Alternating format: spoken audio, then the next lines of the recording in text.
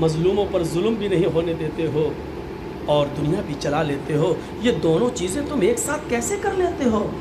بادشاہ نے کہا دیکھنا چاہتے ہو کہ ہاں؟ کہا 2 جلاد کو بلاؤ۔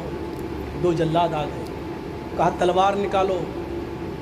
جلادوں نے تلوار نکالی۔ بادشاہ نے اپنے ایک نوکر سے کہا 1 پیالہ پانی لے آؤ۔ پانی لے آئے۔ اس فقیر سے کہا پانی پکڑ۔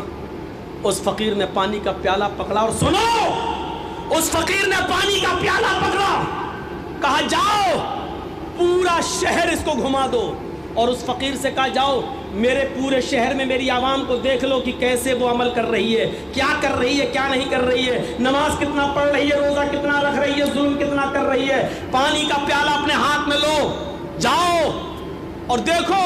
اور ان دونوں جلادوں سے کہا اگر اس پانی کے پیالے میں سے 1 بوند بھی چھٹک کر زمین پہ گر جائے تو اس فقیر کی گردن کاٹ دینا اور میرے پاس لے آنا۔ فقیر کہتا کم بخت، میں نے تو پوچھا تھا کہ کیسے، اس نے تو مجھے مصیبت میں ڈال دیا۔ لیکن بادشاہ کا حکم، جلاد نے کہا چل۔ اب وہ پانی کا پیالہ لے کے چل رہا ہے، دھیرے دھیرے چل رہا کہ پانی کی کہیں بوند گر نہ جائے، 1 قطرہ بھی گرا تو جلاد میری گردن اتار لیں گے۔ پورا شہر کا چکر لگانے کے بعد بادشاہ کے پاس آیا۔ بادشاہ نے پانی کا پیالہ پکڑا، رکھ دیا اور کہا اے فقیر بتا تجھے میرا شہر کیسا لگا؟ فقیر نے کہا کون سا شہر؟ بتا میری بلڈنگوں کا کیا حال تھا، میری عوام کیسی لگی؟ کہا بادشاہ سلامت، آپ نے مجھے اس لائق ہی کہاں چھوڑا تھا کہ میں آپ کی عوام دیکھ سکوں، آپ کی بلڈنگ دیکھ سکوں، آپ کے عمارتیں دیکھ سکوں، آپ کی رعایا کا معائنہ کر سکوں۔